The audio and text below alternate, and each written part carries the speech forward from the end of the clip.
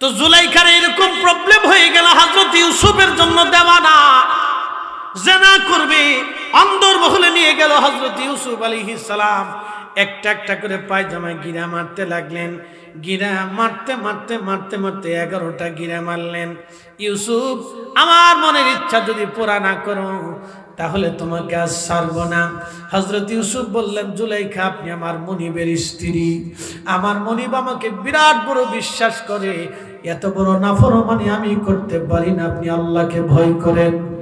হযরত ইউসুফ লক্ষ্য করলেন জুলাইখা একটা মূর্তির উপরে তোয়ালে দিয়ে ঢাকতেছে কাপড় দিয়ে। বলে, জুলাইখা রে, তুমি মূর্তিখানা ঢাকো কেন?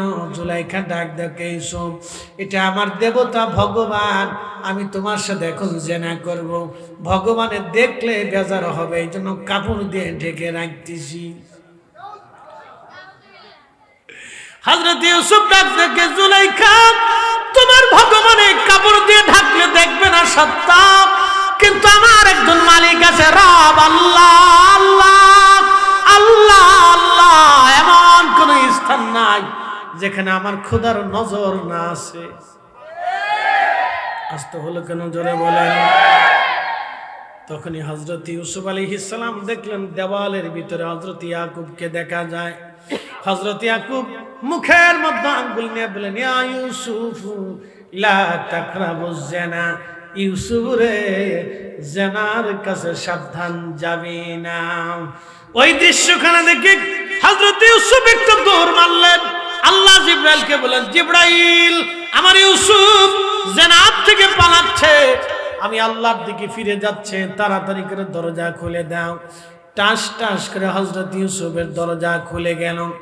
7ম নাম্বার দরজা খুলে যাওয়ার পরে দেখলেন আজিজে মিশর, মিশরের যিনি প্রধান উজির, তিনি দাঁড়িয়ে আছেন।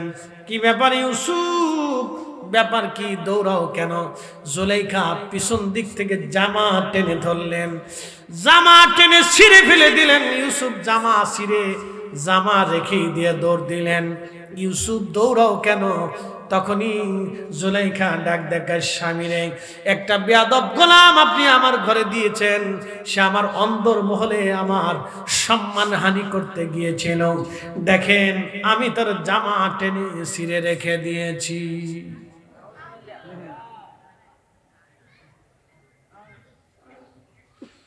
জামা টেনে ছিঁড়ে রেখে দিয়েছি।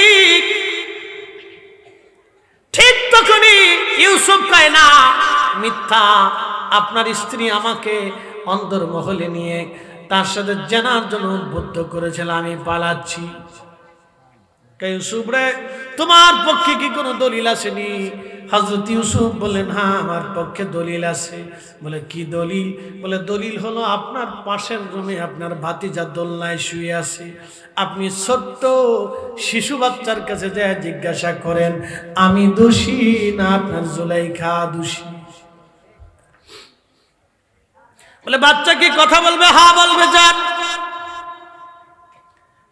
আজিজে মিশর ছোট্ট দোলনায় থাকা বাচ্চার কাছে যা জিজ্ঞেস করলেন, ভাতিজা বলো, আজকের ঘটনায় আমার স্ত্রী জুলাইখা দোষী না আমার ইউসুফ দোষী? তখন বাচ্চার জবান খুলে গেল। বাচ্চা ডাকতে বলে, আজিজে মিশর, জামার সামনে থেকে যদি ছিঁড়ে যায় তাহলে ইউসুফ দোষী, আর জামার পিছন দিক থেকে যদি ছিঁড়ে যায় জুলাইখা দোষী।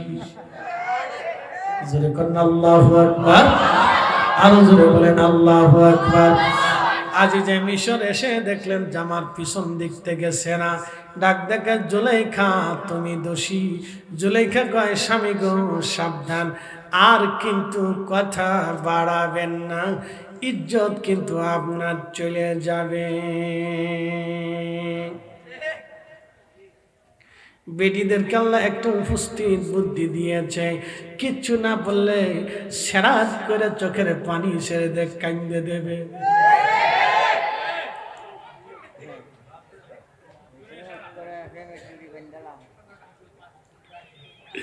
মানুষ বানাইছে আল্লাহ প্রেমের কাজ। পরে পরে গা, এরা না থাকলে কিন্তু জগৎ অন্ধকার হয়ে যেত। কি কথা কর না, ঠিক আছে না? এদেরকে আল্লাহ পাঠাইছে আমরা আলো দিয়ে রাখার জন্য। কান্দুকার যাই করুক এগের দরকার, এগের ছাড়া কিন্তু শরবতের তরকারি নসিব হইতো না, মনে রাখতে। আরামের ঘুমটা কিন্তু হইতো না, যতই ফাড়াফাড়ি করেন কাজ হবে না। আদম আলাইহিস সালাম জান্নাত দিয়ে দিছে, জান্নাতে দিছে, পাহাড়ে পর্বতে কত কিছু, তারপরে ভালো লাগে না, মন বেজা।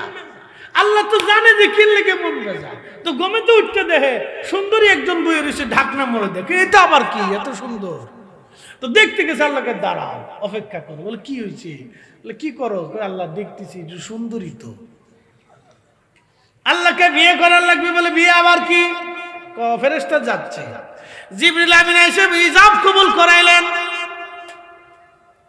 আদম আলাইহিস সালামের বাম পাজরের বাঁকা হাড়, কিঞ্চিত বাঁকা হাড় থেকে কিঞ্চিত বাঁকা হাড় থেকে আম্মা জান হাওয়াকে আল্লাহ বানাইলেন।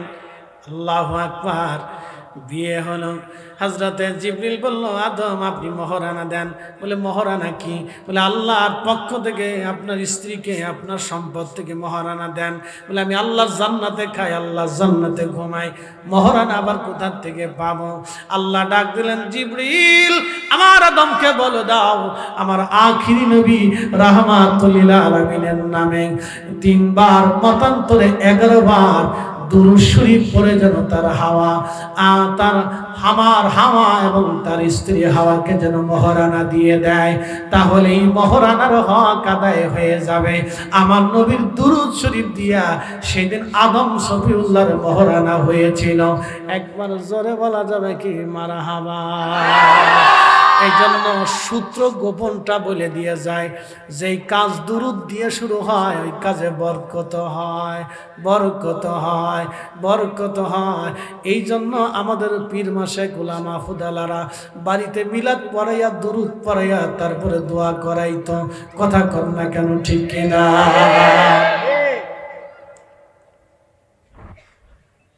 রহস্য আছে, প্রত্যেক ইবাদতের রহস্য আছে। এই জগৎ আপনারা বুঝবেন না, এটা আলাদা জগৎ।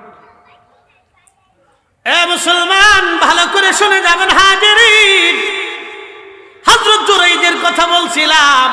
প্রিয় নবী বললেন 3 নাম্বার বাচ্চা হলো জুরাইদের সাক্ষী। হযরত জুরাইজ বললেন বাচ্চাটাকে আমার কাছে আনো। বাচ্চাটাকে আনা হলো। হযরত জুরাইজ শাহাদাত আঙ্গুল দিয়ে বাচ্চার তলপেটের মধ্যে ধাক্কা দিলেন, এ বাচ্চা বলো আমি তোমার বাবা নাকি অন্য কেউ? সেই সময় হযরত জুরাইজের সাক্ষী জবান খুলে দিয়ে বলল, ও সমাজের মানুষ, এই জুরাইজ আমার বাবা না, অমুক রাখাল আমার বাবা। আমার মা ওই রাখালের সাথে জেনা করেছিল, আমি তার ফসল। আল্লাহর ওলি জুরাইজ একেবারে নির্দোষ, তার কোনো দোষ নাই। একবার জোরে বলেন আল্লাহু আকবার। এত বড় বুজুর্গ মার কাছে ধরা, হুজুর ঠিক আছে না? এত বড় বুজুর্গ মার কাছে ধরা, কথা কন না কেন? এত বড় বুজুর্গ মার কাছে ধরা। সাকি আরো খাবেন? আচ্ছা খান। এত বড় বুজুর্গ মার কাছে ধরা, এই জায়গা আমরা সবাই ধরা, কি কথা কন না কেন? আমরা সবাই ধরা। আল্লাহ ডাক দিলেন, রে বান্দা তুমি তোমার বাবা মার খেদমত করো, দয়া মায়া ভালোবাসা সব বিলিয়ে দাও। শুধু এইখানে শেষ না, যদি বাবা মা মরে যায় আল্লাহ বলেন ওয়াজ শুনে যাও, ওয়াকুর রাব্বিরহামহুমা কামা রব্বায়ানি সগীরা।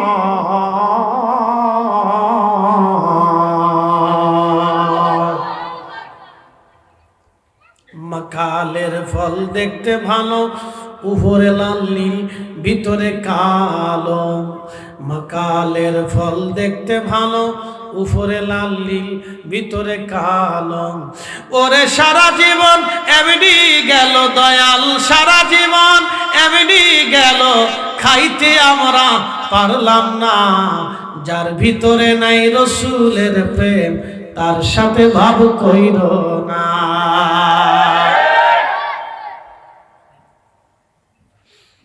আল্লাহ ডাক দিলেন, বান্দারে তোমার বাবা মা যদি মারা যায় তাহলে এইভাবে দোয়া করো, এইভাবে তুমি দোয়া করো, রাব্বিরহামহুমা কামা রব্বায়ানি সগীরা। আল্লাহ তুমি জান্নাতে আমার আব্বা আম্মাকে সেইভাবে লালন পালন করো। রব্বায়ানি সগীরা, ছোট্টকালে আমার মা আমাকে যেইভাবে লালন পালন করেছিল, আমার মা আমাকে দুলি দুলি ঘুম পাড়িয়েছিল, আমার শরীরে তেল মালিশ করে দিয়ে, ছোট্ট পায়ের মধ্যে তেল ঘষে দিয়ে মা বারবার চুমা লাগাইছিল। আমার মা আমারে গোসল করাইয়া আমারে মুছিয়া কলিজার ভিতরে নিয়া আমারে মা কোলের মধ্যে নিয়ে ঘুম পাড়াইছিল। আল্লাহ, একটা রজনীও মা আমার সারা থাকে না, আমি মার সারা থাকি নাই। আল্লাহ, বড় না হওয়া পর্যন্ত মা আমাকে নজরে কোলে কোলে কাছে কাছে মা রেখেছিল। আমি মা ছাড়া কিছু বুঝি নাই, মা আমার ছাড়া কিছু বুঝে নাই। রব্বুল আলামিন যেইভাবে মা আমার খাবার মুখে দিয়ে আদর করে খাওয়াইলো, আদর করে করে খাওয়াইলো, আমি খাইতে চাই না, মা আমাকে খাওয়াইতো। আল্লাহ, ছোট্টকালে যেইভাবে মা আমাকে লালন পালন করেছে, ইয়া রব, সেইভাবে আমার বাবা আমাকে তুমি জান্নাতে লালন পালন করো। বন্ধুরে, এই জন্য যারা দোয়া মানে না, ও বেটা নাফরমান। যে দোয়া মানে না, সে বাবা মার হক আদায় করতে পারে না। যে দোয়া মানে, সে বাবা মার হক আদায় করে। সাহাবী বলেন, হুজুর, বাবা মা মারা গেছেন, এখন কি তারা হক পায়? বলে, হ্যাঁ পাবে। তুমি যতদিন পর্যন্ত জীবিত থাকবা ততদিন বাবা মা হক পাবে। ইয়া রাসূলুল্লাহ, কি পাবে? বলে, বেশি বেশি করে দোয়া করবে এবং তার আত্মীয় স্বজনের সাথে সুসম্পর্ক রাখবে, কোনো ওসিয়ত করলে সেটা পালন করবে, রক্ষা করবে। বাবা মার জন্য বেশি বেশি করে দোয়া করবে। দোয়া কেমনে করবে আল্লাহ নিজে শিক্ষা দিলেন। এখন যারা দোয়া মানে না, মূলত সে বাবা মার হক আদায় করতে পারে না। আজকে ওরা কারা? যারা নামাজের পরে দোয়া, মিলাদের পরে দোয়া, মাহফিলের পরে দোয়া, ইসালের সওয়াবের পরে দোয়া, কোরআন খতমের দোয়া, ফেদাতের ফতোয়া মেরে মেরে বন্ধ করতে চায়, ওরাই হলো শয়তানের কারিগর। হাত উঁচু করে বলেন, ঠিক কিনা? দোয়া চলবে কি চলবে না?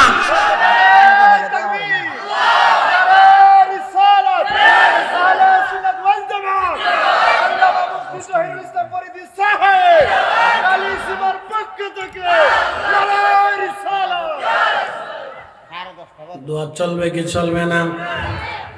মিলাদ হবে কি হবে না? কোরআন খতম চলবে কি চলবে না? আল্লাহ চালাইবার তৌফিক দিক, সকলে বলেন আমিন। বাবা মার খেদমতের ওয়াজ করলাম, সাবধান। আবার বলতেছি, কাবা শরীফের গিলাফ দিয়েও যদি কবরে দেওয়া হয়, জান্নাত হবে না যদি বাবা মা বেজার হয়ে যায়। সোজা হিসাব, একেবারে ডাইরেক্ট অ্যাকশন মেরে দিছি। বাকি ঝুঁকি আমার কাছে নাই, বাকি ঝুঁকি নাই। এই জন্য যেখানে থাকবেন, বাবা মা যদি আপনার জীবনের সব কিছু নিয়েও যায়, তারপরেও কোনো আপনি বাবা মাকে দোষ দিতে পারবেন না। বলে দিয়ে যাই, আপনি অনেক পরিশ্রম করছেন, বাবা মা আপনার থেকে সব নিয়ে গেছে, যাক নিয়ে যাক, কিচ্ছু বললেন না। আপনার থেকে সম্পদ নিয়ে যদি আপনার ছোট ভাইরে দিয়ে দেন, দিয়ে দিছে, কিছু বললেন না, দোষ দিয়ে না, রাগ করেন না, গালি দিয়ে না, ধমক দিয়ে না, বিচ্যুত হয়েন না, তাকে জুদা করে দিয়েন না, তার থেকে জুদা হয়েন না।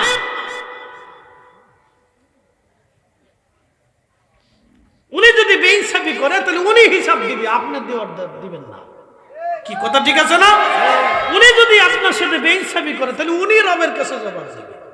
কিন্তু আপনি যদি বেইনসাফি করতে চান, তাহলে আপনার সর্বনাশ হবে। কারণ উনি কিন্তু আপনাকে দিয়ে আসে নাই, ওনার মাধ্যম দিয়ে আপনি দুনিয়াতে আসছেন। উনি কিন্তু আপনাদের দিকে দিয়ে আসে নাই, ওনাদেরকে দিয়ে আপনি আসছেন। এই জন্য বাবা মার খেদমতের প্রতি বিরাট নজর রাখবেন। মা বোনদের দৃষ্টি আকর্ষণ করি, যেই স্বামী আপনার শ্বশুর শাশুড়ির খেদমত করবে না, ওই স্বামীকে আপনি বুঝাইয়া খেদমত করান। মনে রাখবেন, যেই স্বামীটা, যেই পুরুষটা নিজের বাবা মা থেকে জুদা হয়ে যায়, ওই পুরুষটা একদিন আপনার থেকেও জুদা হয়ে যেতে পারে। হিসাব তো সহজ। যে তার বাবা মার সাথে বেঈমানি করে সে স্ত্রীর সাথে করতেই পারে। কারণ স্ত্রীর সম্পর্ক তো এক শব্দে, তালাক দিলাম, এক তালাক দিলাম তো শেষ। কি কথা ঠিক আছে না ভাই? স্ত্রীর সাথে সম্পর্ক কি?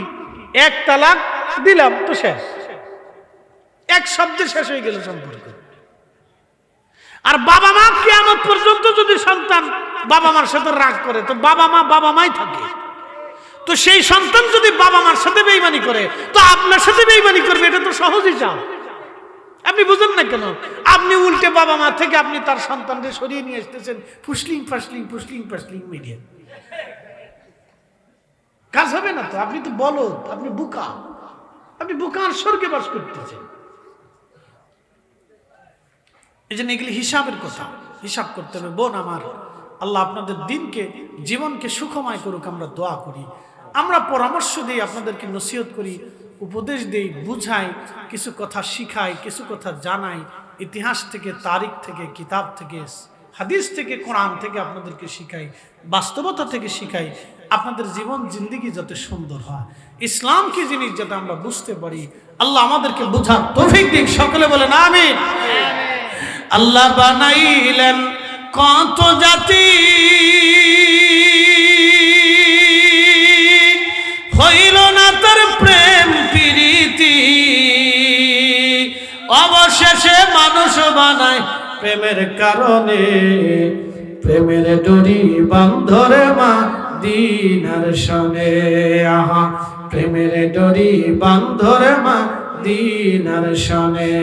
এই মাজুসিরা আগুন জ্বালায় আগুনের সামনে সেজদা দেয়, মন্ত্র পড়ে, চারপাশে ঘুরে পূজা দেয়। আগুন তুমি আমাদের দেবতা, তুমি আমাদের এটা দাও, সেটা দাও, এই দাও, সেই দাও।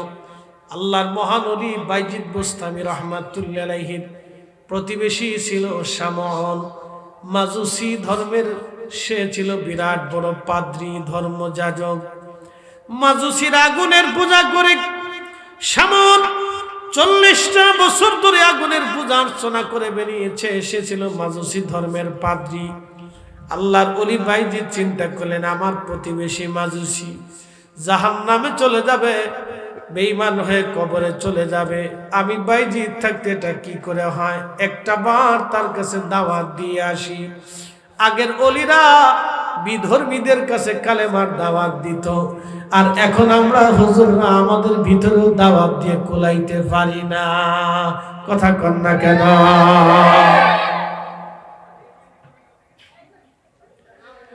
হাজরাতে বাইজিদ বুস্তামি রাহমাতুল্লাহ আলাইহি চলে গেলেন তিনি মাজুসির কাছে। প্রতিবেশী শামউনের কাছে যা ডাক দিলেন, শামউন, তুমি তো সারাটা জীবন আগুনের পূজা করলা, একটা বারো আমার খোদাকে আল্লাহ বলে মানলা না রে শামউন। দাওয়াত দিলাম, খোদা একবারের জন্য তুমি লা ইলাহা ইল্লাল্লাহ মানো।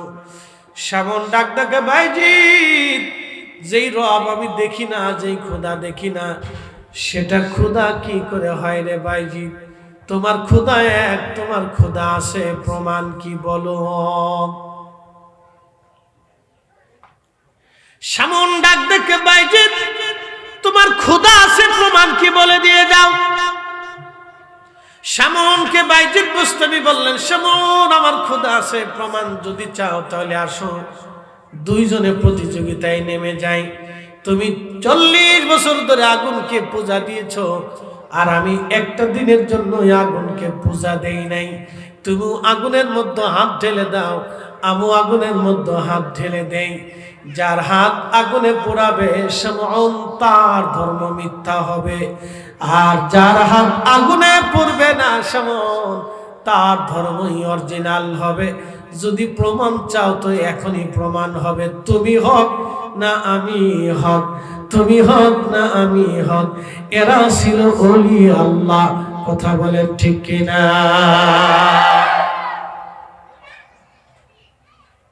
এরা ওলি ছিল। এ মা বোনেরা শুনে যাবেন, সেই দিন বাইজিদ বুস্তামি এই চ্যালেঞ্জ শামউন কবুল করে বলল, হ্যাঁ ঠিক আছে, তাহলে তুমি আগে আগুনে হাত দাও।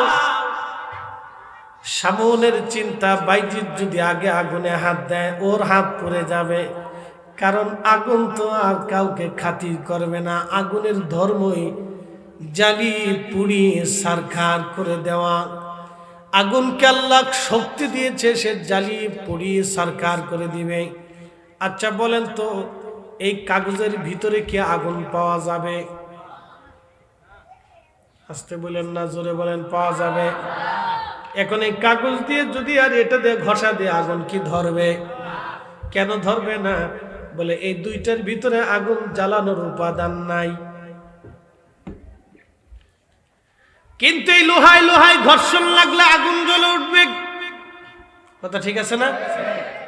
এই পাথরে পাথরে ঘর্ষণ দিলে আগুন জ্বলে উঠবে, বারুদে বারুদে ঘর্ষণ দিলে আগুন জ্বলে উঠবে, কারণ এটার ভিতরে আগুনের উপাদান আছে। ভালো করে বুঝে যাবেন, এই লোহার ভিতরে আগুনের উপাদান, এই লোহার ভিতরে আগুন লুকিয়েছে, আমরা কখনো দেখি না। বাজানে কারেন্টের ভিতরে আগুন লুকিয়ে আছে, আমরা দেখি না। যদি নেগেটিভ পজিটিভ একবার ডিসকানেক্ট হয়ে যায় তাহলে আগুন ধরে যাবে, ঠিক আছে না? নেগেটিভ পজিটিভ যদি ডিসকানেক্ট হয়ে যায় তো আগুন ধরে যাবে। বাড়িতে আগুন ধরবে, প্যান্ডেলে আগুন লেগে যাবে। ভাইজান, এটার ভিতরে আগুন লুকানো আছে, আমরা কেউ দেখি না। আচ্ছা বলেন তো, এর ভিতরে আগুন যিনি লুকায় রাখেন সেই মালিকের নাম কি? আরো জোরে। নাস্তিকরা বলে আল্লাহ দেখি না, তো আল্লাহ মানবো কেমনে? ওদেরকে বলবেন, ও নাস্তিক, তুমি আল্লাহ দেখো না বিদায় আল্লাহ মানো না। তাহলে বলো, তোমার সামনে যে বন্ধু দাঁড়িয়ে আছে, ওই বন্ধুর ভিতরে যে রুহটা আছে, এই রুহটা তুমি দেখায় দাও। কি কথা কর না কেন? আমার রুহ কি আপনি দেখতেছেন? আপনার রুহ কি আমি দেখি? আপনারটাও আমি দেখি না, আপনারটাও আপনি দেখেন না, আপনার নিজেরটাও আপনি চোখ দিয়ে দেখেন না। আপনার ভিতরে যে রুহ, এই রুহটাও আপনি আপনার চোখ দিয়ে দেখেন না। চোখ দিয়ে কখন আপনি দেখেন নাই, চোখ দিয়ে কখন আপনি দেখেন নাই।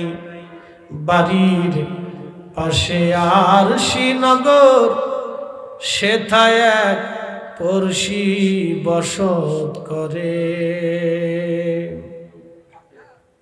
কবি লেখছে কিন্তু সুন্দর, কিন্তু তার কিছু কথা খুব মারাত্মক, বিতর্কিত। কিছু কথা আবার সুন্দর, শুনলে ভালো লাগে।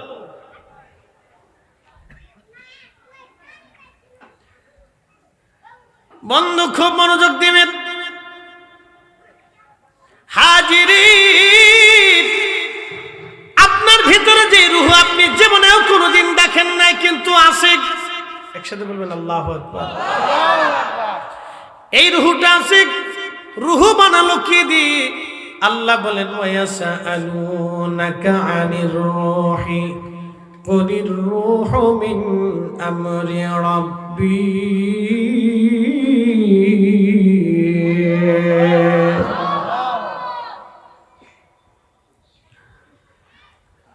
বন্ধু,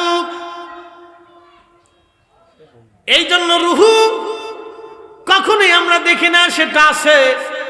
এই রূহ আছে, সেই রূহটা আল্লাহর হুকুমে আসলো, আল্লাহর হুকুমে থাকলো, আল্লাহর হুকুমে চলে গেল। আল্লাহর হুকুমে আসলো, আল্লাহর হুকুমে থাকলো, আল্লাহর হুকুমে চলে গেল। আমরা আবার চলে যাব। বাইজিদ বুস্তামি ডাক দেখা, শামুন আগুনে হাত দাও। শামুন মনে মনে চিন্তা করলো, আমি যদি আগে হাত দেই তাহলে আমার হাত পড়ে যাবে না। বাইজিদ তুমি আগে হাত দাও। বাইজিদ বুস্তামি হাত দিয়ে দিলেন। বিসমিল্লাহির রহমানির রহিম বলে আগুনে হাত দিলেন। আপনিও বিসমিল্লাহ বলে আগুনে হাত দেন, আগুন আপনার খাতির করবে না। কিন্তু বাইজিদ বুস্তামি বিসমিল্লাহ বলে হাত দিয়ে দিলেন, আগুন তার হাত পুরায় না। একসাথে যারা বলেন আল্লাহু আকবার। এই জন্য সাধারণ এবং ওলিদের ভিতরে তফাৎ আছে না নাই? জোরে বলেন, আরো জোরে। এদেশে বহু শাহজালাল আছে, কিন্তু শাহজালাল ইয়ামানি মুজাদ্দিদের মতো শাহজালাল নাই।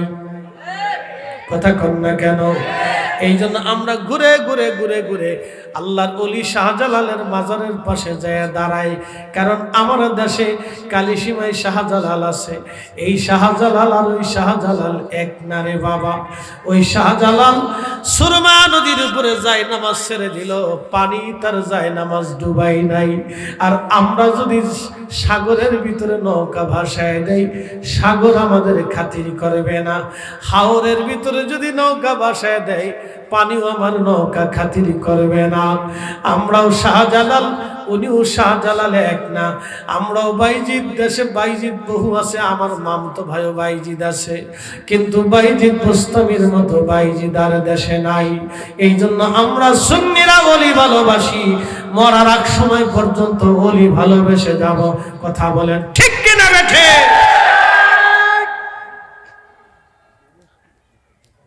মানুষ আইবো আইবো বইব, বিছনা সুন্দর করে দেন,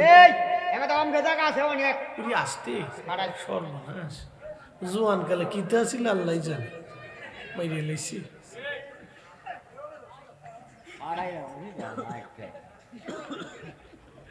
বক্তা আমি নাই, উনি হলে ভালো হইতো।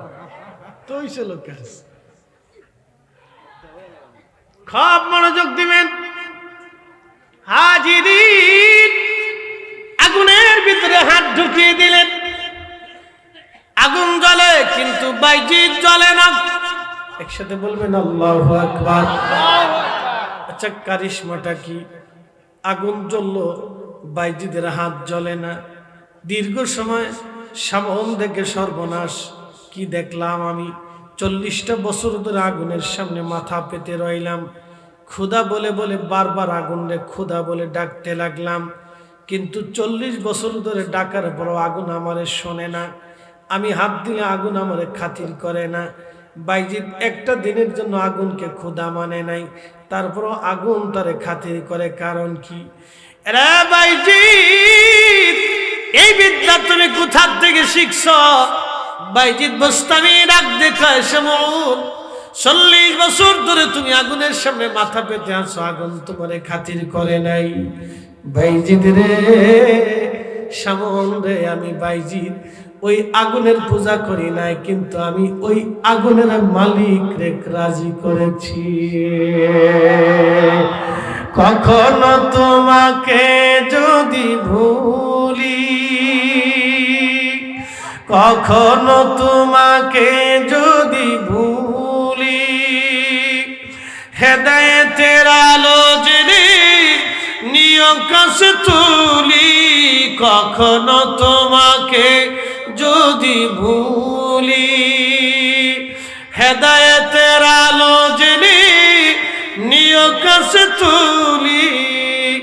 ঠাই দিও প্রিয়তম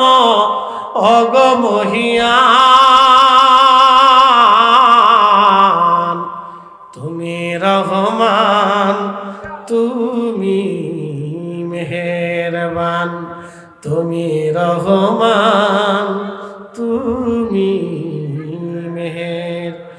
অন্ধ গাহে না শুধু তোমারি গুণগান, অন্ধ গাহে না শুধু তোমারি গুণগান।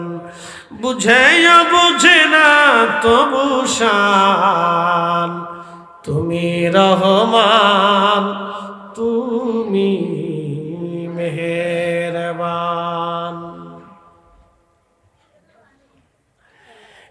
কালিসীমাবাসী, বাইজিদ বোস্তামি এই নিয়ামত কোথায় পেলেন তিনি? কোথা থেকে তিনি নিয়ামত শুরু হলো তার? ছোট্ট কালে মার কোলে ঘুমিয়েছিলেন, একই বিছানায় মা আর ছেলেটা। মায়ের কোলের মধ্যে বাইজিদ শুয়ে আছেন। আহা, মা হঠাৎ করে বললেন, বাইজিদ রে, পানির পিপাসা আমার লেগেছে, পানি দাও। ছেলেটা আমার পানির পিপাসার কথা শুনে বিছানা ছাড়লেন, কিন্তু মা ঘুমিয়ে পড়েছেন। কখন জানি মা পিপাসার কথা বলে ঘুমিয়ে পড়েছেন, মা আর জানে না। বাইজিদ বোস্তামি মাকে পানি পান করানোর জন্য বিছানা ছেড়ে উঠে গেলেন। হে যুবক শুনে যাও, ও যুবতী বোন আমার শুনে যাও, কালিসীমাবাসী ভালো করে শুনে যান। ছোট্ট বাইজিৎ পায়ে হেঁটে হেঁটে গুটি গুটি পায়ে তিনি গেলেন পানি আনার জন্য। দেখলেন কলসের মধ্যে কোনো পানি নাই। মা তৃষ্ণার্ত, মাকে পানি পান করাইতে হবে। বাইজিৎ হেঁটে হেঁটে হেঁটে হেঁটে ঘর থেকে বের হয়ে গেলেন রাতের আধারে। সুদূর দূর থেকে কুয়ার থেকে পানি উঠাইয়া বাইজিৎ বুস্তামি রহমাতুল্লাহ আলাইহি আবার হেঁটে হেঁটে হেঁটে হেঁটে আবার ঘরে আসলেন। এসে পানির পেয়ালা হাতে নিয়ে এসে দেখলেন মা বিছানার মধ্যে ঘুমিয়ে পড়েছে। মা ঘুমিয়ে পড়েছে। বাইজিৎ চিন্তা করলো, মাকে যদি ঘুম থেকে জাগাই মার কষ্ট হবে না। আমি বাইজিৎ পানির পেয়ালা নিয়ে দাঁড়িয়ে থাকবো, মাকে কষ্ট দেব না। একবার জোরে জোরে বলা যাবে কি মারহাবা? না না না, মার কষ্ট হবে, মাকে জাগানো যাবে না। পানির পেয়ালা হাতে নিয়ে বাইজিৎ বুস্তামি বসে আছে। গভীর রাত, রাত পেরিয়ে পেরিয়ে পেরিয়ে পেরিয়ে ফজরের আজান পড়ে গেল। মুয়াজ্জিন মসজিদের মিনারায় দাঁড়িয়ে ডাক দিলেন, আসসালাতু খায়রুম মিনান নাওম,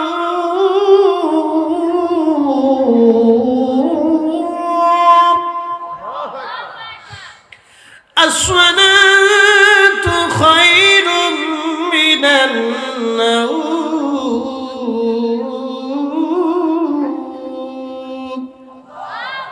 ঘুম থেকে নামাজ উত্তম, ঘুম থেকে নামাজ উত্তম, ঘুম থেকে নামাজ উত্তম। ঠিক ওই সময় বাইজিৎ বুস্তামি রহমাতুল্লাহর মার কানে আজানের আওয়াজ লাগলো। ঘুম ভেঙে গেল। ঘুম ভেঙে দেখে বাইজিৎ বুস্তামি শিওরে পানির পেয়ালা নিয়ে বসে আছে। মা ডাক দিলেন, কলিজার টুকরো রে আমার, কত সময় বহু আগে পানির কথা বলেছিলাম, বেটা আমার তুমি কেন পানির পেয়ালা নিয়ে মার শিওরে বসে আছো? বলে, মা গো তুমি পানি খেতে চেয়েছিলে গো মা, আমি পানি আনতে গেলাম, ঘরের ভিতরে যে দেখি পানি নাই। মা কলস নিয়ে বহুদূর কুয়া, রাতের আধারে কুয়া থেকে পানি উঠিয়ে মা তোমার জন্য ঘরে এসে দেখি ঘুমিয়ে পড়েছ।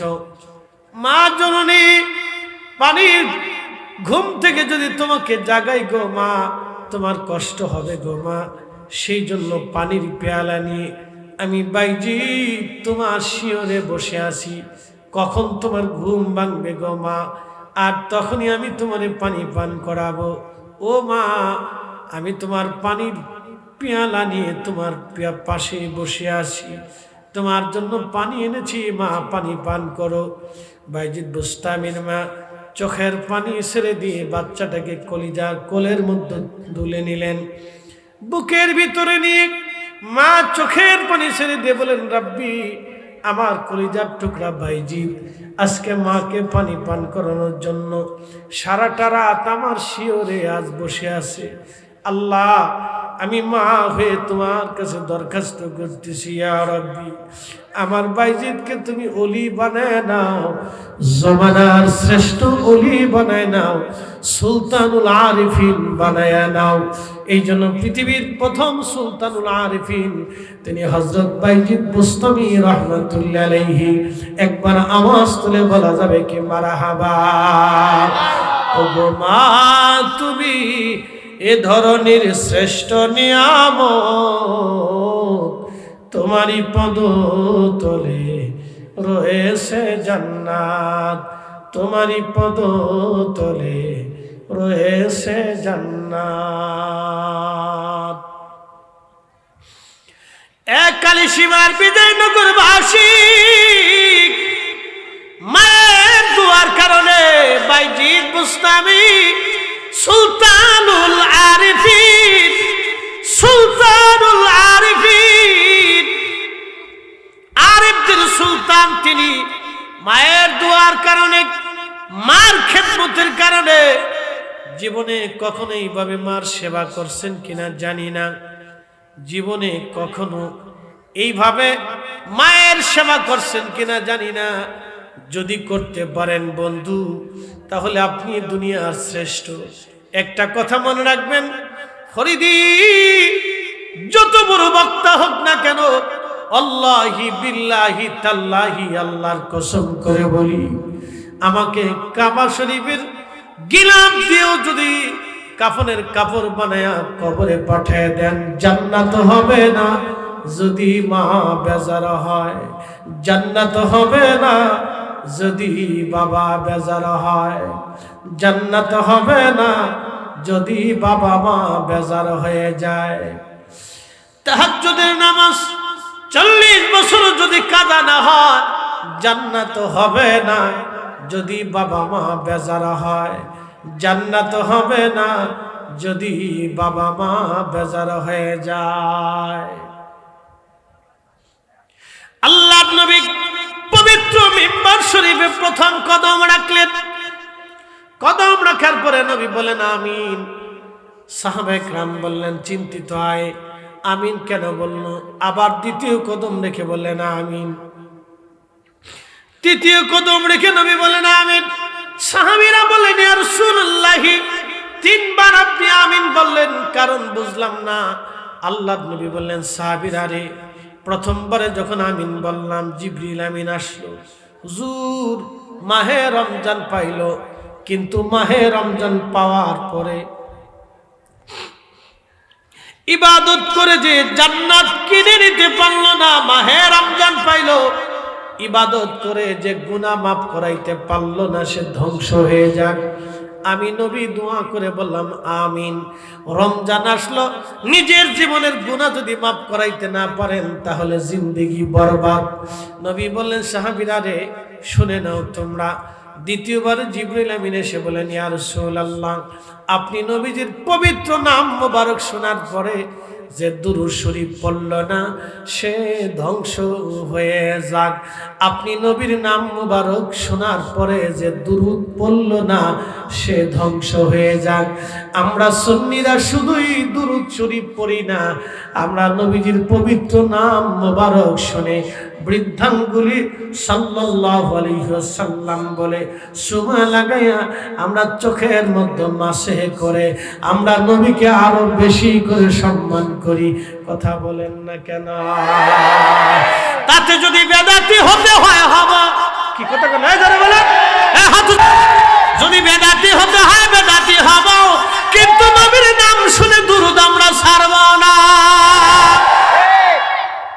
এদেশে হাজার হাজার মুসলমান আজানের সময় নবীজির নাম শোনার পরও দুরূদ পড়ে না। কি আছে না? হাজার হাজার মুসলমান নবীজির নাম শোনার পরে দুরূদ পড়ে না। কিন্তু কারো যদি সুমা দেওয়ার অভ্যাস থাকে, অন্তত আজানের শব্দ আসার সাথে সাথে তার স্মরণে পড়ে আমার নবীর নামে চুমা খেতে হবে, সাল্লাল্লাহু আলাইহি ওয়াসাল্লাম বলে চুমা খেয়ে চোখের মধ্যে লাগাইয়া আমার নবীর দুরূদের সম্মানের হক আদায় করে। বেদাতের ফতোয়ার গোষ্ঠী কিলাই কথা কন না কেন? কষ্ট হচ্ছে? চলবে রে? বিড়ি নিয়েছি, চিন্তা নেই নাই? আচ্ছা দরকার নেই, না থাকলে না চলবে। মুসল্লি খুব করা। আরে আরেকজন ঘুরে কি ভিডিও করে, কি জ্বালার জ্বালার, মোবাইল নিয়ে পড়ছি জ্বালা, কাবা শরীফ জ্বালা। মুসল্লি হারামে কাম করতেছে আর ভিডিও করতেছে, দেখ রে আমি আসি। বুঝছেন, ইবাদতের ভিতরে মোবাইল ঢুকে গেছে, ইবাদতের ভিতরে মোবাইল ঢুকছে। ওই সময় যখন হাজি তাওয়াফ করে, শোনেন আপনাদেরকে একটা কথা বলি, আমি হেরেমে ঢোকার পরে তাওয়াফের সময় দেখি হাজিরা তাওয়াফ করতেছে আর মোবাইল ঘুরাচ্ছে। আমি চিন্তা করি মানুষের ইখলাস নষ্ট হয়ে যায়। যখন হাজি তাওয়াফ করে তখন অনেক হাজিদের চোখ বেয়ে বেয়ে পানি আসে। তাওয়াফের একটা তাসির আছে, হাজি বুঝে না তো অনেকে। কেন বুঝবে কেমনে? কিছু আছে সুদে হাজি, হ্যাঁ, কিছু আছে যে ঘুষি হাজি, আকামে বাদামে হাজি আছে, টেডি হাজি, টেডি, হ্যাঁ টেডি হাজি আছে, বহুত হাজি, মার্কাওয়ালা হাজি, কাজের হাজি না, বহু হাজি আছে, কোনো তাসির নেই। হারামে যখন আপনি তাওয়াফ করবেন তখন অন্তরে আলাদা তাসির আসে, প্রশান্তি আসে, চোখ বেয়ে বেয়ে পানি আসে। এটা আলাদা মর্তবা। কিন্তু হাজি যখন মোবাইল চিপে ভিডিও করে ছবি তোলে তখন এগুলি সব নষ্ট হয়ে যায়, সব নষ্ট হয়ে যায়। প্রিয় উপস্থিতি হাজিরিন, আমি আমার মূল আলোচনায় ফিরে যাই। আল্লাহর নবী বললেন, সাহাবীরা তোমরা শোনো। 3 নম্বরে জিবরিল আমিন এসে বলেন, ইয়া রাসূলুল্লাহ, সন্তান বাবা মা পেল কিন্তু খেদমত করে জান্নাত নিতে পারল না। আহা, কি কঠিন কথা! বাবা মা পেল কিন্তু খেদমত করে বাবা মা থেকে জান্নাত নিতে পারল না। হুজুর, সে ধ্বংস হয়ে যাক। আল্লাহর নবী দোয়া করে বললেন, হ্যাঁ আমিন, সেও ধ্বংস হয়ে যাক। এই জন্য আপনাদেরকে বললাম, এই কথাটা কেন বললাম, ফরিদি সাহেব যত বড় বক্তা হোক, প্রতিদিন আমাদের একটু টাইমটা আপনি দেখেন, অধিক সময় আমরা আল্লাহর ইবাদতের মধ্যে কাটাই, দীর্ঘ সময় মাহফিলে মানুষকে নসিহত করি, দীর্ঘ সময় আমরা সফর করি। যখন মুসাফির সফর করে তখন সফররত প্রত্যেকটা সময় তার ইবাদতে গণ্য হয়। আমরা যারা মুসাফির সফর করি প্রত্যেকটা সেকেন্ড আমাদের ইবাদতে গণ্য হয়। এই জন্য আল্লাহ আমাদের জন্য মুসাফিরদের জন্য রুখসত দিয়েছেন। প্রত্যেক 4 রাকাত বিশিষ্ট ফরজ নামাজ 2 রাকাত পড়লেই চলবে, সুন্নত নামাজ না পড়লেও হবে, তবে ওয়াজিব নামাজগুলি আদায় করতে হবে। মুসাফির প্রত্যেক 4 রাকাত বিশিষ্ট ফরজ নামাজ 2 রাকাত পড়লেই চলবে। ফজরের 2 রাকাত পড়বে, মাগরিবের 3 রাকাত পড়বে, আসরের 4 রাকাত 2 রাকাত পড়বে, এশার 4 রাকাত 2 রাকাত পড়বে, জোহরের 4 রাকাত 2 রাকাত পড়বে। মুসাফিরের জন্য আল্লাহ রুখসত করে দিয়েছেন, কারণ সফরকালীন একটা কষ্ট আছে, সফরকালীন একটা দুর্বলতা আছে। সফরকালীন সময়টাকে মুসাফিরের জন্য ইবাদতে গণ্য করা হয়েছে এবং আল্লাহর নবী বলেছেন মুসাফিরের দোয়া কবুল হয়ে যায়। দেখেন কতটুকুন সময় আমরা ইবাদতের মধ্যে কাটিয়ে থাকি। এমনও দিন আছে 24 ঘন্টা আমাদের আল্লাহর ইবাদতের মধ্যে গণ্য হয়ে যায়। তারপরে আপনাদেরকে নসিহত করি, এরপরে আমরা ফজর পড়ি, অনেক দীর্ঘ সময় আমরা তাহাজ্জুদ নামাজের সময় আমাদের সুযোগ হয়। যেটা আপনাদের নসিব হয় না সেটা আমাদের নসিব হয়। খুব মনোযোগ দিবেন হাজিরিন, দীর্ঘ সময় আমরা জিকিরের মজলিসে বসি। জীবনে বহুবার আল্লাহর দরবারে হাত তুলে চোখের পানি ফেলে ফেলে বিনয় বিনয় আল্লাহর কাছে কান্না করি। জীবনের বহু সময় আল্লাহর জিকিরের মজলিসে আমাদের কাটানো হয়, দুনিয়ার বহু সময় দুরুদের মজলিসে আমাদের থাকা হয়। এত ইবাদত যদি আমাদের থাকে, সারা জিন্দেগীর প্রত্যেকটা সেকেন্ড ইবাদত যদিও হয়, আল্লাহর নবী বলেন উম্মত কাবা শরীফের গিলাফ দিয়েও যদি কবরে দেওয়া হয় জান্নাত হবে না, হবে না, হবে না। যদি বাবা মা বেজার হয়ে যায়, যদি বাবা মা বেজার হয়ে যায়, যুবক আপনাকে বলছি, যদি বাবা মা বেজার হয়ে যায় জান্নাত হবে না। বোন আমার আপনাকে বলছি, যদি বাবা মা বেজার হয় জান্নাত হবে না। আমাদের দেশের বহু মেয়েরা একটু যখনই স্বাবলম্বী হয়, বুঝবান হয়ে যায়, তখনই বাবা মার সিদ্ধান্ত বাদ দিয়ে নিজের পছন্দ মতো একটা যুবকের হাত ধরে বাবা মার মুখে চুনকালি মেরে সে পালিয়ে চলে যায়। ও বোন আপনাকে বলছি, একটা মা একটা বাবার মেয়ের প্রতি বড় স্বপ্ন থাকে, আমি আমার কন্যা সন্তান থেকে জীবনের থেকে বেশি ভালোবাসি, এমনকি আমার ছেলের থেকে আমার মেয়েদেরকে আমি বেশি মহব্বত করি। খুব মনোযোগ দিবেন, মেয়েদেরকে বাবারা বেশি পছন্দ করে, মেয়েদেরকে সন্তান বাবা মা বেশি পছন্দ করে। বুঝবান বাবা মা যারা, তারা মেয়েদেরকে বেশি পছন্দ করে। সেই মেয়েটা যখন বাবা মার মুখের মধ্যে চুনকালি মেখে একটা যুবকের হাত ধরে বের হয়ে চলে গেল, বাবা মার সিদ্ধান্তের বাহিরে এসে ওই ছেলেটার পিছন পিছন চলে গেল। পৃথিবীতে এর চাইতে বড় কষ্ট বাবা মার জীবনে আর কিছু হতে পারে না। ওই বাবা ওই মাটা ওই সময় নিজেরা চায় এই জমিন বেঁচে থাকার চাইতে মরে যাওয়াটা অনেক ভালো। একটা ছেলে যখন অন্য একটা মেয়েকে নিয়ে চলে আসে, বাবা মার সিদ্ধান্ত বাদ দিয়ে, বাবা মার সিদ্ধান্তকে উপেক্ষা করে যখন এই ছেলেটা নিজের সিদ্ধান্ত নিয়ে নেয়, তখনই আব্বা আম্মা বেশি বড় বেজার হয়ে যায়, রাগ হয়ে যায়। এ বন্ধু, আল্লাহর নবী বলেন উম্মত জান্নাত ধ্বংস হয়ে যাবে। যদি বাবা মা তার উপরে বেজার থাকে, বাবা মার খেদমত করে যে জান্নাত নিতে পারলো না, নবী বললেন সে ধ্বংস, তার আখিরাত ধ্বংস, তার কবর ধ্বংস, তার জিন্দেগি ধ্বংস। নবীজি সহিহ বুখারীর কিতাবুল আম্বিয়াতে একটা ঘটনা লেখেন। বিশ্ববিখ্যাত একজন আল্লাহর ওলি ছিলেন, তার নাম হযরত জুরাইজ। প্রত্যেক দিন 24 ঘন্টা আল্লাহর ইবাদতে কাটিয়েতেন হযরতে আল্লাহ জুরাইজ রাহমাতুল্লাহ আলাইহি, বিশ্ববিখ্যাত আল্লাহর ওলি। সহিহ বুখারীতে কিতাবুল আম্বিয়াতে নবীজি তার ঘটনা উল্লেখ করেছেন। এই বিরাট বড় বুজুর্গ, এত বড় বুজুর্গ ছিল, 24 ঘন্টা সে আল্লাহর ইবাদতে কাটাইতো। নবীজি বললেন, আমার উম্মতেরা শোনো, একদিন জুরাইজের খানেকায় বনি ইসরাইলের বড় বড় বুজুর্গ যারা ছিলেন, তারা পাহাড়ি অঞ্চলে যাইয়া পাহাড় কেটে অথবা ঘর নির্মাণ করে বালু দিয়ে অথবা পাথর দিয়ে মাটি দিয়ে তারা বিরাট সুন্দর খানকা নির্মাণ করে সেখানে ইবাদতে কাটাইতেন। মানব সমাজে সহসা আসতেন না, 24 ঘন্টা আল্লাহর ইবাদত গুনাহগারিতে কাটিয়ে দিতেন। এই জুরাইজ বনি ইসরাইলের অনেক বড় বুজুর্গ ছিল। সে নামাজ পড়তে লাগলো, 24 ঘন্টায় আল্লাহর ইবাদতে কাটাইতো। একদিন তার মা খানকার দরজার পাশে দাঁড়ায় টোকা দিচ্ছে, জুরাইজ রে দরজা খোল, আমি মা আসছি।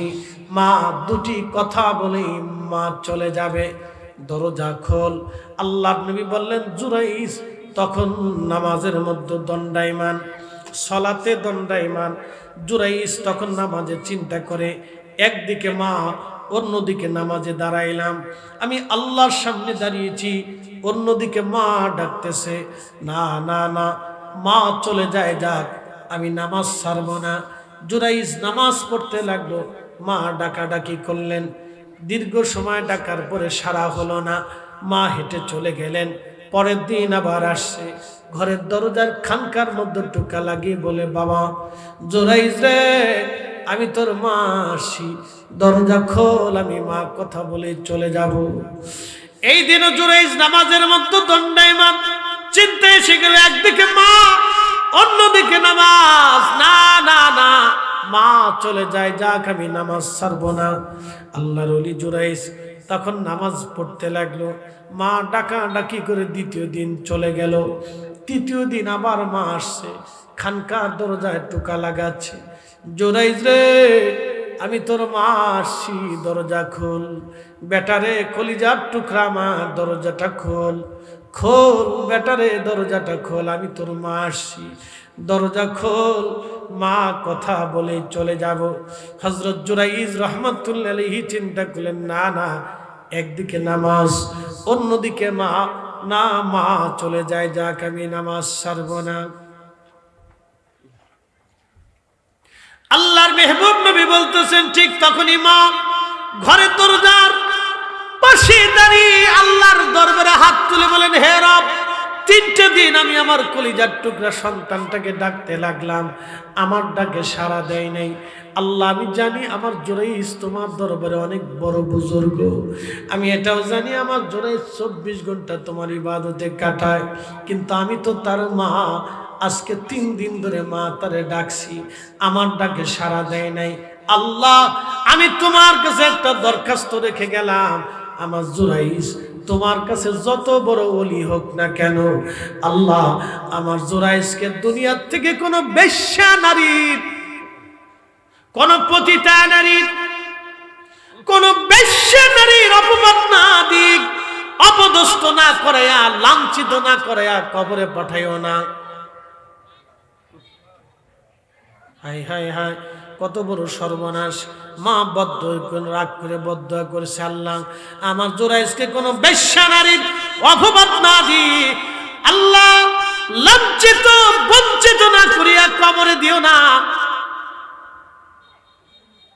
নবীজি বললেন, আমার সাহাবীরা রে, দেখো তো জুরাইজ মার ডাকে সাড়া দেয় নাই, মা বেজার হয়ে গেছে। সাথে সাথে মায়ের বদদোয়া আল্লাহর আসমানে 1 সেকেন্ডের ভিতরে কবুল হয়ে গেছে। ও যুবক, আপনাকে বলছি, মা আধা পাগল হোক মা মূর্খ হোক, মা লেখাপড়া না থাকুক, মা আপনাকে রাগ করুক, মা আপনাকে পিটাক, মা আপনাকে মারুক, মা আপনাকে গালি দিক, মা আপনাকে মারতে আসুক, মা আপনাকে খাবার না দিক, মা আপনাকে ঘর থেকে বের করে দিক, সাবধান, কখনো উচ্চ বাচ্চ দিয়ে প্রতিবাদ করবেন না। মারতে গেলে পিঠ পেতে দেন, মারতে গেলে পিঠ পেতে দেন, খাবার না দিলে আস্তে করে বের হয়ে যান, ঘরে থাকতে না দিলে চলে যান। সাবধান, কোনো কথা বলবেন না, রাগ করবেন না, গালি দিবেন না, উচ্চ বাচ্চ করবেন না। আমার রব বলেন ইম্মা ইয়াবলুগান্না ইনদাকাল কিবার আহাদুহুমা আও কিলাহুমা ফালা তাকুল লাহুমা উফ। এ বান্দা, তোমার বাবা মা যদি বৃদ্ধ হয়ে যায়, দুইজনের একজন যদি বৃদ্ধ হয়ে যায়, যদি বৃদ্ধকালে তুমি তারে পাও, তাহলে তার সাথে এমন খেদমত করো, এত সুন্দর নরম ব্যবহার করো, এত চমৎকার আচরণ করো, এমনভাবে তার প্রতি তুমি সম্পর্ক রাখো, এমন সুন্দর ভাষা দিয়ে কথা বলো, এমন মায়াবতী কথা দিয়ে তুমি কথা বলো, এমনভাবে তার খেদমত করো যেন তোমার কথাতে, তোমার ব্যবহারে, তোমার আচরণে, তোমার কাজে, তোমার কর্মে তোমার মা যেন, তোমার বাবাটা যেন শব্দটা পর্যন্ত করে না বসে। একবার জোরে বলা যাবে কি আল্লাহু আকবার? জবান খুলে বলেন আল্লাহুম্মা সাল্লি আলা, জবান খুলে।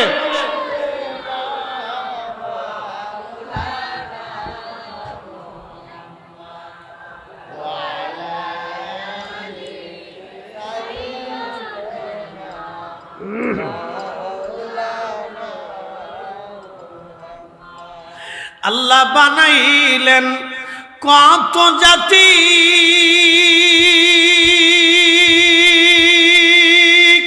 হইল না তার প্রেম প্রীতি, ঠিক কিনা? আল্লাহ বানাইলেন কত জাতি, হইল না তার প্রেম প্রীতি, অবশেষে মানুষ বানায় প্রেমের কারণে। ওরে অবশেষে মানুষ বানায় প্রেমের কারণে, প্রেমের ডরি বান্ধরে মদিনার শনে। মানুষ বানাইছে আল্লাহ প্রেমের কারণে, বলেন মানুষ বানাইছে আল্লাহ।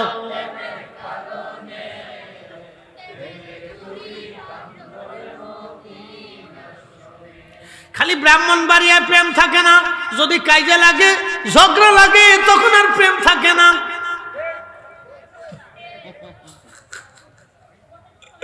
তখন আর প্রেম টেম নাই, যার যা আছে তাই নিয়ে মাঠে নেমে যায়। ভাই এইগুলি করা যাবে না, বের হয়ে আসতে হবে। আমরা আশরাফুল মাখলুকাত, আমরা মানুষ, কথা বলেন ঠিক কিনা? শুধু ব্রাহ্মণবাড়িয়া না, বাংলাদেশের প্রত্যেকটা জেলাতে এরকম। আমাদের ফরিদপুরে আবার ভিন্ন রকম কাইজা, ডাল সরকি নিয়ে আমরা একেবারে যুদ্ধে নেমে যাই। আমাদের দেশেও একই রকম সিস্টেম। বাপরে বাপ, বিরাট বড় বড় ঢাল সরকি কাতরা নিয়ে যুদ্ধে নেমে গেছি। সারা বাংলাদেশে টুকটাক কম বেশি আছে। এগুলির থেকে আমাদেরকে বের হতে হবে। মুসলমান, ভালো করে শুনে যাবেন। হযরত জুরাইদ রাহমাতুল্লাহ এর কথা বলছিলাম। দেখেন কত বড় বুজুর্গ, মা বদদুয়া করলো, মা বদদুয়া করার সাথে সাথে শেষ। কথা কন না কেন? বুঝতেছেন? আল্লাহর নবী তার হাদিসে বলতেছেন, শোনো, মা বদদুয়া করে চলে গেল, কিন্তু জুরাইজের আকাশে মেঘ জমে আছে। জুরাইজ জানে না তার আকাশে মেঘ জমা। এজন্য কখনো কোনো মানুষের ক্ষতি করবেন না। যদি অন্য মানুষের ক্ষতি করেন তাহলে ভাববেন আপনার আকাশে মেঘ জমে থাকবে। যদি অন্যের মাল কেড়ে নেন, মনে রাখবেন আপনার আকাশে মেঘ জমে থাকবে।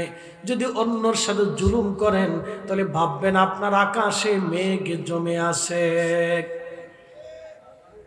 মেঘ জমে থাকবে, মানুষ জানে না তার তকদিরের আকাশে গজবের মেঘ জমে আছে। জুরাইজ জানে না তকদিরের আকাশে মেঘ জমে আছে। জুরাইজ তো নিরবিচ্ছিন্নভাবে নিশ্চিন্তে আল্লাহর ইবাদতে মশগুল। আল্লাহু আকবার। হযরত জুরাইজ রাহমাতুল্লাহ আলাইহি মশগুল ইবাদতে। দীর্ঘদিন পার হয়ে গেল, মা আর কোনোদিন তার খানকায় ফিরে আসে নাই। মা আর কোনোদিন তার খানকায় ফিরে আসে নাই। দীর্ঘদিন জুরাইজ খানকার ভিতরে ইবাদতে বিদ্যমান, কিন্তু জুরাইজ জানে না তার ভাগ্যের আকাশে মেঘ জমে আছে। তোমরা যারা আল্লাহর ওলিদের মাজার ভাঙ্গার চিন্তা করো, তোমরাও শুনে রাখো, তোমাদের ভাগ্যের আকাশে মেঘ জমে থাকবে, কখনো টেরও পাবে না। এই মেঘ যখন নামবে, ঠেকানোর মতো আর কেউ দুনিয়াতে থাকবে না।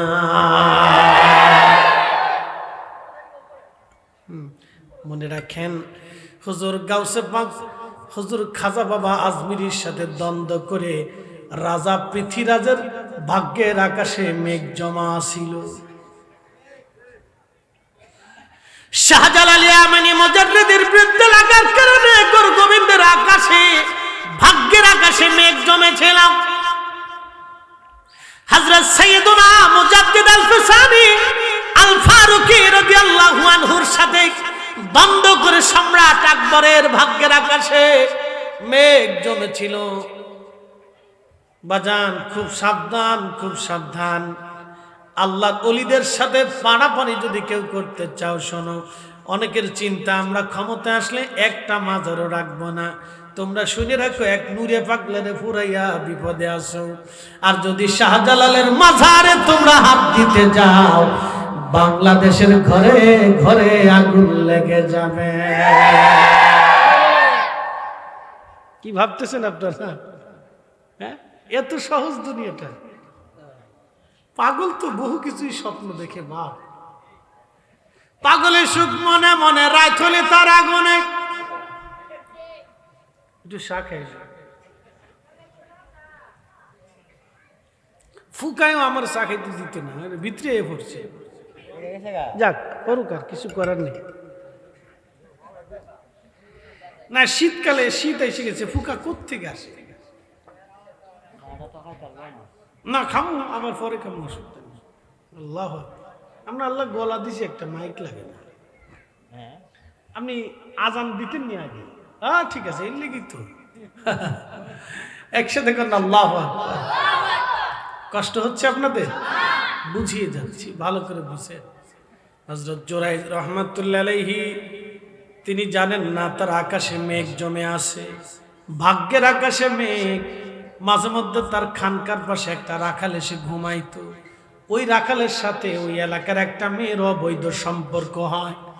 এই অবৈধ সম্পর্ক হওয়ার পিছনে হয়ে যাওয়ার পরে ওই মেয়েটার সাথে ওই রাখাল একবার জেনা করলো। জেনার কারণে মেয়েটা অন্তঃসত্ত্বা হয়ে গেল, বাচ্চা কনসেপ্ট করলো ওই মেয়েটার। যখন মেয়েটা বুঝতে পারলো তার পেটের ভিতরে বাচ্চা কনসেপ্ট হয়েছে, মেয়েটা চিন্তায় পড়ে রাখালের কাছে আসলো। রাখাল, তোমার সাথে জেনা করার কারণে আমি অন্তঃসত্ত্বা হয়েছি, গর্ভবতী হয়েছি। এখন উপায় কি? মানুষ জানবে, সমাজ জানবে, আমার কি হবে, তোমার কি হবে? যদি মানুষ জানে তাহলে আমাকেও হত্যা করবে, তোমাকেও মেরে ফেলবে। রাখাল ডাক দেখায়, হে সুন্দরী, শোনো, তুমি আমার সাথে জানা করেছে, আমি তোমার সাথে জানা করেছি। আমরা দুজনই সমানভাবে অপরাধী, কিন্তু দুইজনকেই বাঁচতে হবে। বলে কিভাবে বাঁচবো বলো? বলে দেখো, আমি যার খানকার পাশে রাত্রিবেলা ঘুমাই, এই জুরাইজ এই এলাকার বিরাট বড় বুজুর্গ। লোকেরা তোমাকে জিজ্ঞেস করবে তুমি কার মাধ্যমে অন্তঃসত্ত্বা হলা, তখন তুমি জুরাইজের নাম বলবা। কারণ জুরাইজের নাম যদি তুমি বলো তাহলে তাকে মানুষরা খুব শ্রদ্ধা করে, তাহলে তার দিকে তাকায় হলো তুমিও বেঁচে যাবা, জুরাইজও বেঁচে যাবে, তুমিও বেঁচে যাবা। আর আমার নাম যদি বলো তাহলে আমিও মারা যাব, তুমিও মারা যাবা। মার বদদোয়া কবুল হয়েছে কিনা? জোরে বলেন, আরো জোরে। তাহলে মার দিকে চেঁচামেচি করবি নি রে ভোলামান। ও আর শুনে গেছে কালকে যে তো যুদ্ধ লাগে দিবে রে। শুনে যান যুবক আমার, ভালো করে শুনে যাবেন। ওই রাখাল যখন বলতেছে তুমি এইভাবে বলো, তুমিও বেঁচে যাবা আমিও বেঁচে যাবো রে সুন্দরী নারী, মহিলার চিন্তা আমাকে বাঁচতে হবে। যখন সমাজ জানলো অমুকের মেয়ে অন্তঃসত্ত্বা কিন্তু বিয়ে হয় নাই, সর্বনাশ। এই কথা জানার পরে হযরত জুরাইজ রহমাতুল্লাহ আলাইহি তখনও কিছু জানেন না, তার আকাশে মেঘ জমে গেছে, বিপদ সামনে দাঁড়িয়ে গেছে, মায়ের বদদোয়া আল্লাহর আসমানে কবুল হয়ে গেছে। ও কালিসীমা বিজয়নগরবাসী, হযরত জুরাইজ রাহমাতুল্লাহি আলাইহি কিছুই জানেন না, তিনি তো খানকা ইবাদতে মশগুল। এলাকার লোকেরা ডাকলো, ও মহিলা তুমি বলো বিয়ে হলো না তোমার, অন্তঃসত্ত্বা কেমনে হলাম? তখন মহিলা বলতেছে দেখো, তোমরা যারা বিরাট বড় বুজুর্গ ওলি মনে করে থাকো, ওই যে জুরাইজ যার জন্য তোমরা খাবার পাঠাও, হাদিয়া তোহফা পাঠাও, নাজরানা পাঠাও, যাকে বিরাট বড় বুজুর্গ ওলি মনে করে থাকো, উনি ওনার খানকার ভিতরে নিয়ে আমার সাথে জেনা করেছে, সেই জেনার কারণে আমি অন্তঃসত্ত্বা হয়ে গেছি।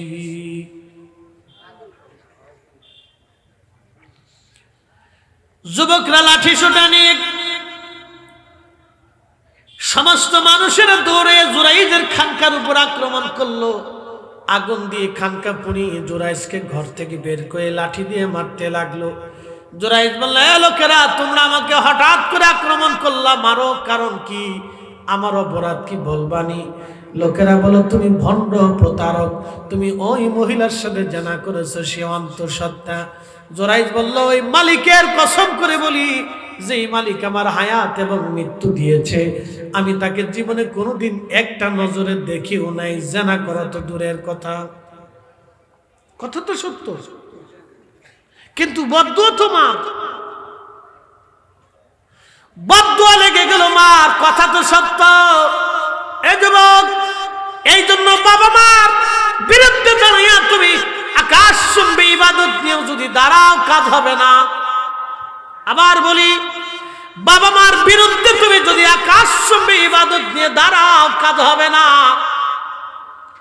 আমি আবার বলতেছি, বাবা মার বিরুদ্ধে তুমি যদি আকাশ চুম্বি ইবাদত নিয়েও তুমি যদি দাঁড়াও, কাজ হবে না, কাজ হবে না, কাজ হবে না, কাজ হবে না, কাজ হবে না, কাজ হবে না। হযরত জুরাইজ রাহমাতুল্লাহি আলাইহি কিছু জানেন না তিনি, তাকে লোকেরা ধরে নিয়ে গেল। সুদী সমাজ যারা বিচারক ছিল তারা বলল, দেখো মানুষটাকে এইভাবে মেরো না, আগে বলো কি হয়েছে। বলতেছে দেখো, এই মহিলা বলতেছে জুরাইজ তার সাথে জেনা করেছে, এই জন্য সে অন্তঃসত্ত্বা। এখন বলো উপায় কি, ব্যবস্থা কি? লোকেরা বলল, জুরাইজ তুমি কি জেনা করেছো? জুরাইজ বলে, না আল্লাহর কসম আমি তাকে চিনিও না, দেখিও না, জেনা করব কেমনে? বলে জুরাইজ শোনো, এই মহিলা অন্তঃসত্ত্বা, এটা তো সঠিক, মহিলার পেটে বাচ্চা, অবশ্যই এটা সঠিক। মহিলার পক্ষে দলিল হলো তার পেটের বাচ্চা। যদি বাচ্চা না থাকতো তাহলে আমরা ভাবতাম সে মিথ্যাবাদী, কিন্তু মহিলার পেটে তো বাচ্চা। মহিলা বলতেছে এটা তোমার বাচ্চা। জুরাইজ রে, তুমি যে মহিলার সাথে জেনা করো নাই, তোমার কি কোনো প্রমাণ আসেনি বলো? কি মুশকিল, তখনকার দিনে তোমার ডিএনএ টিএনএ এই আবিজাবি এইগুলো ছিল না। হযরত জুরাইজ বললেন, দেখো গো, মহিলার পেটের বাচ্চা, মহিলা অন্তঃসত্ত্বা সত্য, কিন্তু আমি জানা করি নাই, আমার কাছে তো তেমন কোনো প্রমাণ নাই। বলে জুরাইজ, প্রমাণ যদি দিতে না পারো তাহলে আমরা ধরে নিব তুমি এই মহিলার অন্তঃসত্ত্বা হওয়ার তুমি, কারণ এই মহিলার পেটে যেই বাচ্চা এসেছে এই বাচ্চার মালিক তুমি জুরাইজ, সেই জন্য তোমার বিচার করা হবে। যদি প্রমাণ তুমি দেখাইতে পারো তাহলে তোমাকে ছেড়ে দেওয়া হবে। জুরাইজ ডাক দিয়ে বলল, সমাজের লোকেরা, আমি যদি প্রমাণ দেই তোমরা কি মানবা? বলে হ্যাঁ, অবশ্যই মানবো। শোনো, ওই মহিলার যেই পেটে বাচ্চা আছে ওই বাচ্চাটাও আমার সাক্ষী। বলে জুরাইজ রে, পেটের বাচ্চা কি করে সাক্ষী হবে?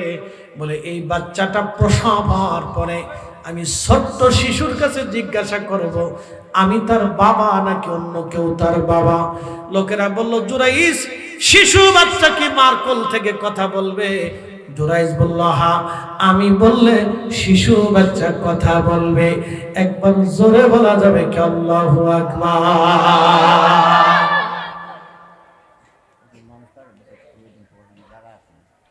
বলব থাক থাক, কেউ আছে দাঁড়ায় শুনতে মজা পায়, লড়াইয়ের না। আমি জীবনে বহু জায়গায় দেখছি, যদি কেউ একটু লড়েন তো উঠতে জায়গা, এই জন্য কোনো লাড়ালাড়ি দরকার নেই। কেউ দাঁড়ায় মজা পায়, বইলে অনেকের অসুবিধা আছে, তো দাঁড়াক, অসুবিধা নেই, শুনলেই সারে। কেউ যদি ফা উপর ফিলে দিয়ে শুনতে চায় আমি তাও শুনে, অসুবিধা নেই। কেউ যদি শুয়ে শুনতে চায় আমি তাও শুনে, তাও অসুবিধা নেই, কোনো অসুবিধা নেই, যেমনি পারেন এমনি শুনে। একসাথে বলেন আল্লাহু আকবার। فَإِذَا قَضَيْتُمُ الصَّلَاةَ فَاذْكُرُوا اللَّهَ قِيَامًا।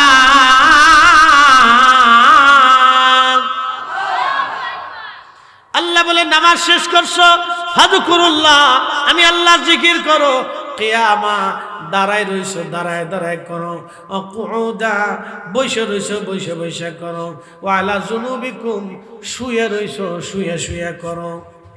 মারহাবা কোন। কেউ যদি শুয়ে শুনতে চায় আমার নিষেধ নাই, কেউ যদি বসে শুনতে চায় তাও আমার নিষেধ নাই, কেউ যদি দাঁড়ায় শুনতে চায় তাও আমার নিষেধ নাই।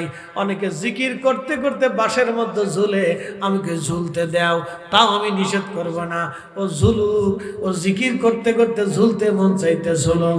ও ঝুলে ঝুলে তোর রাম রামায়ণ বলতেছে না, ও ঝুলে ঝুলে আল্লাহ আল্লাহ করতেছে। কথা কন না কে? ও তো রাম রাম বলতেছে না, ও আল্লাহ আল্লাহ বলতেছে, তো বলুক। ঝুলে ঝুলে যদি আল্লাহ বলে তো বলুক।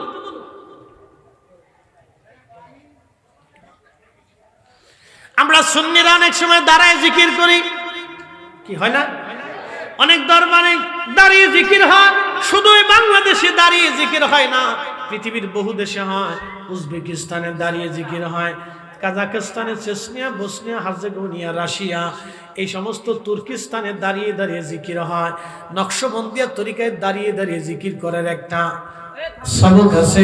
নকশবন্দিয়ার তরিকার সালেক যারা, তারা অনেক সময় দাঁড়িয়ে দাঁড়িয়ে জিকির করে। আমি আফ্রিকাতে দেখেছি দাঁড়ায় দাঁড়ায় জিকির করে। একবার জোরে কর না মারহাবা।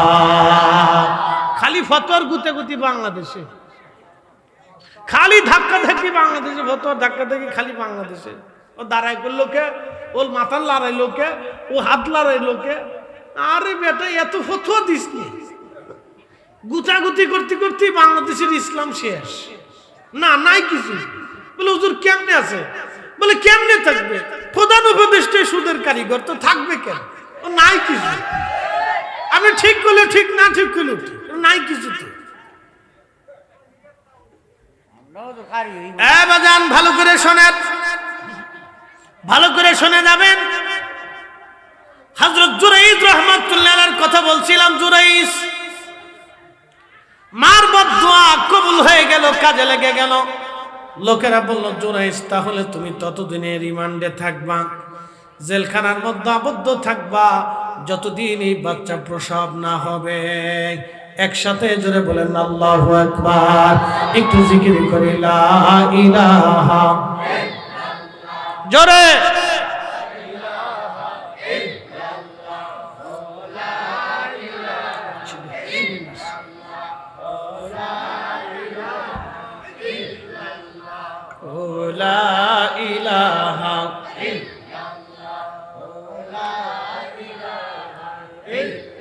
حسبي ربي جل الله ما في قلبي غير আহা নূর মুহাম্মদ বলি নূর মুহাম্মদ পড়ি লা ইলাহা ইল্লাল্লাহ লা ইলাহা ইল্লাল্লাহ ও লা ইলাহা লা ইলাহা লা ইলাহা ইল্লাল্লাহ মুহাম্মাদুর রাসূলুল্লাহ সাল্লাল্লাহু আলাইহি ওয়াসাল্লাম। আল্লাহর ওলি জুরাইজ জেলখানার ভিতরে বাচ্চা প্রসব হওয়ার পরে ওই বাচ্চাটাকে আনা হবে, জিজ্ঞাসা করা হবে। দেখেন মার বদদুয়া আল্লাহর দরবারে কবুল হলো। এই জন্য আল্লাহ বলেন ওয়ালা তানহারহুমা ওয়া কুল লাহুমা কাওলান কারীমা। আল্লাহ বলেন এ বান্দা, সাবধান করে তোমাকে বলে দিয়ে যাচ্ছি, তুমি বাবা মার সাথে ধমক দিয়ে কথা বলবে না। একসাথে বলেন আল্লাহু আকবার। বাবা মার সাথে ধমক দিয়ে কথা বলবে না বান্দা। শোনো বান্দা, এখানে শেষ না। তুমি তোমার দয়ার ভাষা, মায়ার ভাষা, ভালোবাসার ভাষা দিয়ে নরম নরম কথা দিয়ে বাবা মার সাথে কথা বলবে। ওয়াকফিদ লাহুমা জানাহাল যুল্লি মিনার রাহমা। তোমার জীবনের যত দয়া আছে, মায়া আছে, যত ভালোবাসা আছে, সব ভালোবাসা তুমি তোমার মা এবং বাবার জন্য বিছায়া দিবে। ভালো করে বুঝে যাবেন, আমি আল্লাহর ভাষা দিয়ে আপনাদেরকে ওয়াজ শোনাচ্ছি, রসুলের ভাষা দিয়ে ওয়াজ শোনাচ্ছি, নবীর হাদিস থেকে ঘটনা কাসাস আপনাদেরকে শোনাচ্ছি, আল্লাহর কোরআন শরীফের কথা আপনাদেরকে শুনিয়ে দিচ্ছি। বিজয়নগরবাসী বাচ্চা প্রসব হলো, মার পেট থেকে বাচ্চা খানা আসলো, সমাজ বিচার বসে গেল, রাষ্ট্র জুরাইজ আদালতে দাঁড়ানো হলো। ওই মহিলা তখনও জানে না কি হতে যাচ্ছে।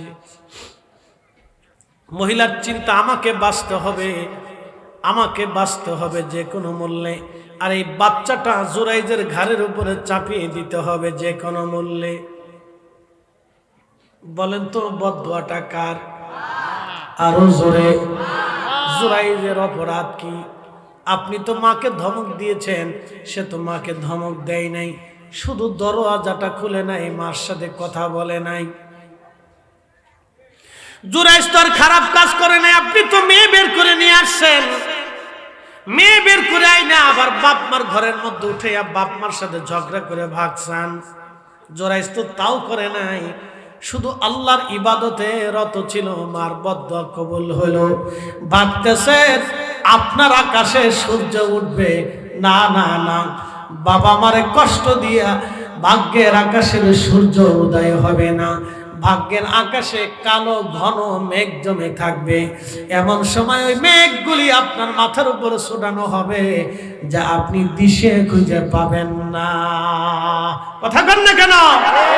জিন্দেগির তোরে শিখে যাবে, জিন্দেগির তোরে আমার এই কথা বুঝে যাবে।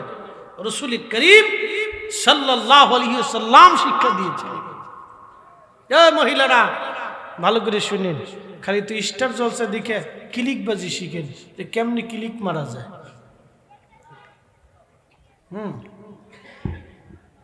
এটাই শিখে, সারা কি শিখবে? ওর সাথে আছে কি?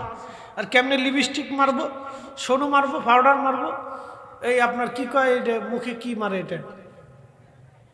হ্যাঁ, আরে না ওটা ফিয়ার, আরে মেকআপ, মেকআপ সাতা ভুলেও যাই, মেকআপ মেকআপ কত আডা দলে আডা। মাঝে মধ্যে ঢাকাতে দেখা যায়, ওরে বাপরে বাপ, শুক্রবার হলে ঢাকা বিয়ে বাতি বাজে না, কমিউনিটি সেন্টারের সামনে দেখেছে বুড়ি, বুড়ো হয়ে গেছে গা, মায়ের সাজনের থেকে মায়ের মা বেশি করে সেজেছে। বাপরে বাপ, কি সাজ দিছি! শয়তানের দূরে দাঁড়া দাঁড়া চিন্তা করে যে আমি শয়তান না, এইগুলি শয়তান। এই বুড়া কালে বুড়া বেডির এত সাজের দরকার কি? চিন্তা করে নফস কতটা তাকে নিকৃষ্ট করে ফেলছে, নিচু বানিয়ে ফেলছে। নফসটাকে কতটা চরিত্রহীন করে ফেলছে যে বৃদ্ধকালেও তাকে মেকআপ করে সাইজে তারপরে মানুষের সামনে আসতে হবে। মানুষের হায়া লজ্জা একেবারে কুকুরের চেয়ে নিকৃষ্ট হয়ে গেছে। এই কথাটা জোরে বলেন। পরিবেশের তো দরকার, সভ্যতারও তো প্রয়োজন। কালিসীমাবাসী ভালো করে শুনে যাবেন। মহিলার বাচ্চাটা নিয়ে আসা হলো, জোরাইসকে বলা হলো, জোরাইস তোমার সাক্ষী উপস্থিত। মহিলা বাচ্চা প্রসব করেছে, বাচ্চার সামনে এবার তোমার সাক্ষী হাজির করো। আল্লাহর নবী বলেন, আমার উম্মতেরা তিনটা বাচ্চা মার কোলে থেকে কথা বলেছিল, তিনটা বাচ্চা মার কোলে কথা বলেছিল। হযরত ঈসা রূহুল্লাহ তার মায়ের চরিত্রের ব্যাপারে কোলে থেকেই তিনি সাক্ষ্য দিয়েছিলেন। হযরত ঈসা রূহুল্লাহ আলাইহিস সালাম ছোট্ট কালে মার কোলে যখন ঈসা নবী দুনিয়াতে আসলেন, ইহুদিরা বলল মারিয়াম তুমি অপবিত্র, তুমি জিনা করেছ। তখন হযরত মারিয়াম বললেন, না আমি পবিত্রা, আমি তাহেরা, আমি তাইয়্যিবা। কোনো পুরুষ আমাকে কোনোদিন দেখে নাই, কোনো বেগানা পুরুষ আমার শরীরে কখনো স্পর্শ পর্যন্ত করে নাই। হযরত মারিয়াম কিন্তু আমাদের নবীর স্ত্রী হবে। মারহাবা বলবেন না? আল্লাহর নবী, হযরত আল্লাহর নবীজি খাদিজাকে বলেছিলেন, খাদিজা তুমি শোনো, জান্নাতে তোমার যিনি সতীন হবে তিনি কিন্তু হযরত মারিয়াম। একসাথে বলবেন না আল্লাহু আকবার। আম্মা জানের ব্যাপারে নবী বলেছিলেন, খাদিজা তুমি তাহেরা তাইয়্যিবা, আর আমার মারিয়ামও তাহেরা তাইয়্যিবা।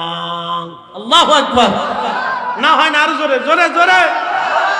তাহেরা তাইয়্যিবা, পবিত্রা পবিত্রা, সতী সাধবী, যাদেরকে বেগানা পুরুষ কখনো স্পর্শ করে নাই।